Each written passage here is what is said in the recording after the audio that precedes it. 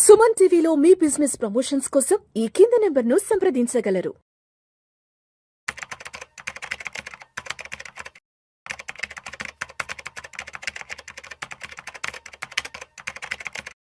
గిరిబాబు గారు నమస్తే సార్. నమస్తే అండి. గిరిబాబు గారు, చాలా మంది ₹1 కోటి 2 కోట్ల రూపాయలు ఇల్లు కొనుక్కోవడానికో ఇల్లు కట్టుకోవడానికో బ్యాంకుల నుంచి లోన్ తీసుకుంటారు. దానికి ఒక 15 సంవత్సరాలు 20 సంవత్సరాలు టెన్యూర్ పెట్టుకుంటారు, లోన్ గడువు పెట్టుకుంటుంటారు. సరే, ఓవర్ పీరియడ్ ఆఫ్ టైం తర్వాత ఒక 5-10 ఏళ్ల తర్వాత అనిపిస్తుంది, అబ్బా ఇంకో 10-15 ఏళ్ళు కట్టాలి, చాలా టైం ఉంది, వెక్స్ అయిపోతారు అప్పటికి. ఎందుకంటే ప్రతి నెల 1వ తేదీ వచ్చిందంటే దానికోసం ఒక 50,000, 60,000, 70,000, 80,000 ఎంతో కొంత ఈఎంఐకి దగ్గర 1,00,000 వరకు ఉంటుంది. 1,00,000 వరకు ఈఎంఐకి వెళ్ళిపోతుంటుంది. సరే, ఇంకో రోజు వైఫ్ అండ్ హస్బెండ్ ఇద్దరు కూర్చొని మాట్లాడుకుంటారు, అయ్యో నెలకు ₹1,00,000 వరకు ఈఎంఐకి వెళ్ళిపోతుంది, చాలా బర్న్ అయిపోతుంది, త్వరగా ఏదో విధంగా అసలు ఫస్ట్ ఈఎంఐ నుంచి ఈఎంఐ త్వరగా రీపే చేసి ఫస్ట్ దీని నుంచి బయటపడాలి అనుకుంటుంటారు. కాబట్టి మరి ఈఎంఐ విషయానికి వస్తే మనం ఈఎంఐ బర్డన్ని తగ్గించుకోవడానికి ఎటువంటి మంచి మార్గాలు ఉన్నాయంటారు? యాక్చువల్గా ఒక చిన్న ఎగ్జాంపుల్తో మనం డిస్కస్ చేద్దాం. చాలా మంది తోటి నేను మాట్లాడినప్పుడు, మీరు హోమ్ లోన్ టెన్యూర్ ఎంత తీసుకున్నారు అంటే, నేను 25 years తీసుకున్నాను, 30 తీసుకున్నాను చెప్తుంటారు. ఎందుకంత ఎక్కువ తీసుకున్నాము అంటే, అంత టెన్యూర్ పెడితే తప్ప మనకు కావాల్సినంత అమౌంట్ రాదు. మీరు ముందే కనుక 10 years 15 years పెట్టుకుంటే డిస్బర్స్బుల్ అమౌంట్ ఎక్కువ రాదు. కనుక టెన్యూర్ ఎక్కువ పెట్టేసుకుంటారు. వాళ్ళ మైండ్లో ఏముంటుందంటే, నేను టెన్యూర్ 25 పెట్టుకున్నా, 30 పెట్టుకున్నా, నేను దీన్ని ఒక 10-15 సంవత్సరాల లోపల క్లియర్ చేసేస్తాను అని ఉద్దేశం ఉంటుంది. ఆ 10-15 సంవత్సరాల లోపల క్లియర్ చేస్తాను ఉద్దేశం ఉండి, వాళ్ళు ఇక ఆ 20 సంవత్సరాల పీరియడ్ని పట్టించుకోకుండా లోన్ తీసేసుకుంటారు. లోన్ తీసేసుకొని వాళ్ళు ఫస్ట్ లోన్ తీసుకొని ఇల్లు కొనుక్కొని గృహప్రవేశం అయిన తర్వాత కనీసం ఒక 3-4 years దాకా వాళ్ళకి బ్రీతింగ్ స్పేస్ దొరకదు, అంటే ఎక్స్ట్రా కట్టడానికి. అంటే ఫస్ట్ 4-5 years అట్లా వెళ్ళిపోతుంది. ఇక తర్వాత నేను నెమ్మదిగా కడదాము, నా దగ్గర డబ్బులు ఉన్నప్పుడల్లా కడదాము అని ఇంకా ఏ అవసరాలున్నా పక్కన పెట్టి ఈ హోమ్ లోన్ మీద పడి దాన్ని తీర్చుకుంటూ పోయాలి అని తాపత్రయపడుతుంటారు. ఎంత తాపత్రయపడ్డా ఒక 15 సంవత్సరాలు తక్కువైతే కాదు. అలా కాకుండా మన మిగతా గోల్స్ ఏవైతే ఉన్నాయో అవి మిస్ అవ్వకుండా ఒక ప్రాపర్ ప్లానింగ్, ఒక చిన్న 2-3 టిప్స్ చెప్తాను నేను. అవి కనుక మీరు అవలంబిస్తే మీ హోమ్ లోన్ ఎంత టెన్యూర్ ఉన్నా, ఎంత ఎక్కువ ఉన్నా హ్యాపీగా మనం క్లియర్ చేసుకోవచ్చు. ఒక ఎగ్జాంపుల్ తీసుకుందాం. ఒక 50 lakhs హోమ్ లోన్ ఉంది, 8.5% ఇంట్రెస్ట్ అనుకోండి. ఈఎంఐ వచ్చి అరౌండ్ 44,000 అవుతుంది. 43,000 change 44,000. 50 lakhs home loan, 8.5% interest rate, 20 years tenure, 44,000 EMI. అయితే మొత్తం మీరు 44,000 చొప్పున 20 years తర్వాత మీరు మొత్తం పాకెట్ నుంచి కట్టేది 1,05,00,000 ఉంటుంది. తీసుకునే లోన్ 50 లక్షలు అయితే మొత్తం కట్టేది 1,05,00,000 చిల్లర. రఫ్ ఫిగర్ చెప్తున్నాను నేను.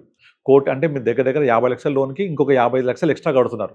అది ఎప్పుడు 20 years పాటు కడుతూ పోతున్నారు. కానీ మీరు అన్నట్టుగా నార్మల్గా నేను ఇంతకాలం కడుతూ పోతున్నాను, నాకు అసలు వెక్స్ అయిపోతున్నాను, ఇబ్బంది పడుతుంటారు. సో అందుకే ఒక జోక్ ఉంటుంది. ఏం చెప్తుంటారంటే, నువ్వు నీ ఉద్యోగాన్ని ప్రేమించాలంటే హోమ్ లోన్ తీసుకొని చూడు అని చెప్తారు. హోమ్ లోన్ తీసుకొని చూసావంటే నీ ఉద్యోగాన్ని పక్కా ప్రేమిస్తావు, భయంగా ఉద్యోగం చేస్తుంటాం కాబట్టి. కనుక అలాంటి ఏం లేకుండా హ్యాపీగా హోమ్ లోన్ క్లియర్ అవ్వాలంటే ఒక ఇంపార్టెంట్ టిప్ చెప్తాను నేను. అదేంటంటే, మీకు ఏదైతే ఈఎంఐ ఉంటుందో ఆ ఎవ్రీ ఇయర్, అంటే ఫస్ట్ ఇయర్ తీసుకున్నాం, ఈ ఇయర్ 2026 ఏప్రిల్లో లోన్ తీసుకున్నాం. నెక్స్ట్ 1 year అంటే 2027 ఏప్రిల్. 1 year తర్వాత మీ 12 EMIsకి ఈక్వల్గా ఒక ఈఎంఐ రీపే చేయండి. ఎక్స్ట్రా 1 EMI ఎక్స్ట్రా అంటారు దీన్ని. 12 years అయిపోయింది, 13th EMI ఎక్స్ట్రా కట్టండి. 13th EMI మళ్ళీ 24 months అయిపోయింది, మళ్ళీ ఒక ఈఎంఐ ఎక్స్ట్రా కట్టండి. 1 EMI ఎక్స్ట్రా ఎవ్రీ ఇయర్ కట్టుకుంటూ వెళ్తే మీ టోటల్ టెన్యూర్ దగ్గర ఒక 6 to 7 years తగ్గిపోతుంది, ఓన్లీ 1 కట్టినందుకే. ఎందుకు అంటే, మొదట మీరు ఏదైతే కడుతున్నారో ఫస్ట్ ఇయర్ మీరు ఎంత తొందరగా కడుతూ పోతుంటే అంత ఎక్కువగా ప్రిన్సిపల్కి వెళ్ళిపోతుంది. అదర్ దాన్ ఈఎంఐ వెళ్ళడం వల్ల ఇమీడియట్లీ ప్రిన్సిపల్ తగ్గిపోవడం వల్ల దాని తర్వాత సబ్సిక్వెంట్ ఈఎంఐలో వెళ్ళే కాంపోనెంట్, ఇంట్రెస్ట్ కాంపోనెంట్ తగ్గుద్ది, ప్రిన్సిపల్ కాంపోనెంట్ పెరుగుద్ది. అర్థమవుతుందా? మొదటి 5-6 years ఇంట్రెస్ట్ బాగా తీసేసుకుంటాడు, ప్రిన్సిపల్ అనేది పోదు. అటువంటి టైంలో మీరు కనుక ప్రిన్సిపల్ అమౌంట్ 44,000 కడుతూ పోతే అది మొత్తం ప్రిన్సిపల్కి వెళ్ళడం వల్ల దాని సబ్సిక్వెంట్ నెక్స్ట్ మంత్ వచ్చే ఈఎంఐలో ఇంట్రెస్ట్ కాంపోనెంట్ ఏమో తగ్గుద్ది, ప్రిన్సిపల్ కాంపోనెంట్ పెరుగుద్ది. అలా పెరగడం వల్ల మీకు ఓవర్ పీరియడ్ ఆఫ్ 20 yearsలో కనీసం 4 to 5 years లోన్ పీరియడ్ తగ్గిపోతుంది, వన్ ఎక్స్ట్రా ఈఎంఐ కట్టడం వల్ల. ఇది ఒక విధంగా మనం అవలంబించవచ్చు.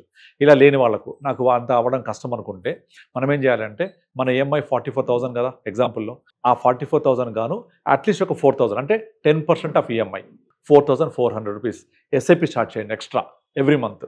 ఎస్ఐపి స్టార్ట్ చేస్తూ పోతే మీరు కనుక ఇదే ఎస్ఐపి 4,400 రూపీస్ 20 years కంటిన్యూ చేస్తే ఎగ్జాక్ట్లీ 20 years మీరు ఎంత పే చేస్తారో ఈ 50 lakhs ఎగ్జాంపుల్లో 1,05,00,000 పే చేస్తాం కదా, ఎగ్జాక్ట్లీ మీ కార్పస్ 4,400 చొప్పున వెళ్తే 20 years తర్వాత సేమ్ 1,05,00,000 ఉంటుంది. అంటే మీరు ఎంతైతే లోన్ రూపంలో వాళ్ళకి కట్టారో 1,05,00,000 అదంతా వెనక ఎస్ఐపి అమౌంట్ జనరేట్ అయ్యి ఉంటుంది. అంటే మీకు ఇల్లు ఆల్మోస్ట్ ఫ్రీగా వచ్చినట్టే.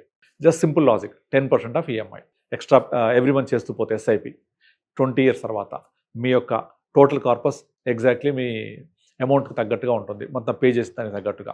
సో ఆ విధంగా మీ యొక్క బర్డెన్ తగ్గించుకోవచ్చు. థర్డ్ టిప్, ఇంపార్టెంట్ టిప్, మీరు నార్మల్గా చాలామంది ఏం చేస్తారు, నేను ఈ హోమ్ లోన్ తీసుకున్న తర్వాత నాకు 20 years పెట్టుకున్నాను, 20 years కుదరదు, నేను దీన్ని ఇంకా తొందరగా తక్కువ చేస్తా అని చెప్పేసి ఎక్స్ట్రా అమౌంట్ కట్టేస్తూ ఉంటారు. ఏది 1 EMI ఎక్స్ట్రా ప్రయాణం కాకుండా, ఎస్ఐపి కాకుండా ఉన్నప్పుడల్లా కడుతూ ఉంటారు. ఆ ఉన్నప్పుడల్లా కట్టడం చేయకూడదు. దాన్ని ఏం చేయాలి అంటే, మనం కనుక 10 years టార్గెట్ అయిపోవాలి అంటే మన లోన్ ఎంత ఉంది, ఇప్పుడు ఎగ్జాంపుల్లో 50 lakhs ఉంది, కనుక నా దగ్గర ఎంత మిగులుతున్నాయి, ఒక 20,000 మిగిలాయి, 30,000 మిగిలాయి, మిగిలినట్టుగా మీరు ఒక ఇండెక్స్ ఫండ్ కానీ, బ్యాలెన్స్ ఫండ్ కానీ, కొంచెం మనకు అవగాహన ఉంటే ఒక మంచి అగ్రెసివ్ ఫండ్లో కానీ వేసుకొని కంటిన్యూస్గా ప్యారలల్గా మ్యూచువల్ ఫండ్స్ రన్ చేస్తూ పోవాలి. అలా మ్యూచువల్ ఫండ్ రన్ చేస్తూ పోతూ ఉంటే మీకు ఆటోమేటిక్గా 8, 9, 10 years లోపలే మీ అవుట్ స్టాండింగ్ ఎంత ఉందో, అంటే 8 years తర్వాత అంత అమౌంట్ ఇక్కడ జనరేట్ అయి ఉంటుంది. అంటే I mean to say that మీరు 1 EMI అయినా కట్టొచ్చు, 10% ఆఫ్ ఎస్ఐబి అయినా చేయొచ్చు, లేదు నా దగ్గర కన్సిస్టెంట్ డబ్బులు రావు అనుకుంటే, ముఖ్యంగా బిజినెస్ పీపుల్కి, లేదా నాకు అప్పుడప్పుడు బోనస్ వస్తుంది, అప్పుడప్పుడు ఎక్స్ట్రా మనీ వస్తాయి, జాబ్ చేంజ్ అయ్యాను, శాలరీ పెరిగింది అనుకున్నప్పుడు ఎట్టెట్టే అమౌంట్ పెరిగిందో ఆ పెరిగిన అమౌంట్ నాకు రాలేదు అనుకొని ఎక్స్ట్రా మ్యూచువల్ ఫండ్స్ ఇన్వెస్ట్ చేయాలి. అలా చేస్తూ పోతే మీకు ఒక ప్యారలల్ అసెట్ బిల్డ్ అవుతుంటుంది. ఆ ప్యారలల్ అసెట్ బిల్డ్ అవ్వడం వల్ల ఏమవుతుందంటే, మీకు ఒక 8, 9, 10 years తర్వాత ఎంతైతే అవుట్ స్టాండింగ్ ఉంటుందో ఎగ్జాక్ట్ అమౌంట్ ఇక్కడ మ్యూచువల్ ఫండ్ వచ్చి ఉంటుంది. దీన్ని విత్డ్రా చేయండి, ఆ లోన్ క్లియర్ చేసేయండి. సో ఇన్స్టెడ్ ఆఫ్ 20-25 years మీరు 10 yearsలోనే లోన్ క్లియర్ చేయొచ్చు. అంటే ఓవరాల్గా మీరు హోమ్ లోన్కి కట్టకుండా ఇన్వెస్ట్ చేయండి. ప్యారలల్గా ఇన్వెస్ట్ చేస్తూ పోతే ఆటోమేటిక్గా మీ యొక్క కార్పస్ పెరిగి దాన్ని మీ యొక్క లయబిలిటీ తగ్గించడానికి హెల్ప్ అవుతుంది. తర్వాత ఇంకొకటి, ఇప్పుడు నార్మల్గా చాలామంది ఏం చేస్తుంటారు, హోమ్ లోన్ తీసుకున్నప్పుడు దాంతోపాటుగా మన టాపప్ లోన్ తీసుకుంటూ ఉంటారు. టాపప్ లోన్ తీసుకొని టాపప్ లోన్కి రేట్ ఆఫ్ ఇంట్రెస్ట్ ఎక్కువ ఉంటుంది, నాకు పర్వాలేదు హోమ్ లోన్ లాగా కట్ అయిపోతుంది పెట్టుకుంటారు, మళ్ళీ అదొక బర్డన్ అవుతుంది. కనుక అట్లా కాకుండా మనం ఏం చేయాలి అంటే, మనము హోమ్ లోన్ అనేది ఎప్పుడు స్టార్ట్ అవ్వాలి, ఒక 5 years స్టార్ట్ అవ్వాలి. అంటే ఇల్లు తీసుకోవడం అనేది మీ ప్లానింగ్ కనుక ఒక 5 years ముందే కనుక చేసుకొని, చాలామందికి చెప్తుంటాను నేను, మీరు ఒక ఇల్లు తీసుకోవాలనుకున్నప్పుడు ఒక 4-5 years ముందే ప్లాన్ చేసుకొని ఈఎంఐ ఎంత కట్టాలనుకుంటున్నాను 5 years తర్వాత, ఒక 50,000 అనుకోండి, ఈ 50,000 సరిపడే అమౌంట్ ఎస్ఐపి స్టార్ట్ చేయండి ముందు నుంచే, ఒక ప్రాక్టీస్ లాగా ఉంటుంది. లేదా మీరు ఒక 5 years తర్వాత పొజిషన్ వచ్చే, 4 years పొజిషన్ వచ్చే ఒక ప్రీ లాంచ్ ఆఫర్, అంటే రెరా అప్రూవల్ వచ్చి బ్యాంకులో ఎలిజిబిలిటీ ఉండి 1 time పేమెంట్ కాకుండా ఇప్పుడే మీరు ప్రైస్ లాక్ అయిపోతే 4 years తర్వాత మీ పొజిషన్ వస్తుంది. ఈ లోపల మీరు ఏం చేస్తారు, ఆ 4 years పాటు ఓన్లీ బ్యాంక్ వాడు డిస్బర్స్ చేసిన అమౌంట్ మీద ఇంట్రెస్ట్ పే చేస్తూ ఉంటారు. ఆ బ్యాంక్ వాడు ఏదైతే ఇంట్రెస్ట్ డిస్బర్స్ చేస్తాడో లోన్ అమౌంట్, ఇంట్రెస్ట్ మాత్రం పే చేస్తుంటారు. రిమైనింగ్ అమౌంట్ మీరు అంతా కూడా ఈఎంఐ కడుతున్నామని ఫీల్ అవుతూ ఆ బ్యాలెన్స్ అమౌంట్ ఎస్ఐపి చేస్తూ ఉండాలి. అట్లా ఒక 4-5 years తర్వాత మీ దగ్గర తెలియకుండా చాలా అమౌంట్ జమ అవుతుంది. ఈ అమౌంట్ మీరు రిజిస్ట్రేషన్ కోసం వాడుకోవచ్చు, ఇంటీరియర్ కోసం వాడుకోవచ్చు, లేదా ఎక్స్ట్రా కార్పస్ కోసం వాడుకోవచ్చు. మీరు కనుక ఒక 50,000 ఎస్ఐపి 50,000 నేను లోన్ కట్టాలి 5 years అవుతుంది అనుకుంటే, ఇప్పుడు స్టార్ట్ చేసేసేయండి. ఒక ప్రాక్టీస్ లాగా ఉంటుంది, ఇది ఇన్వెస్ట్ అవుతుంది.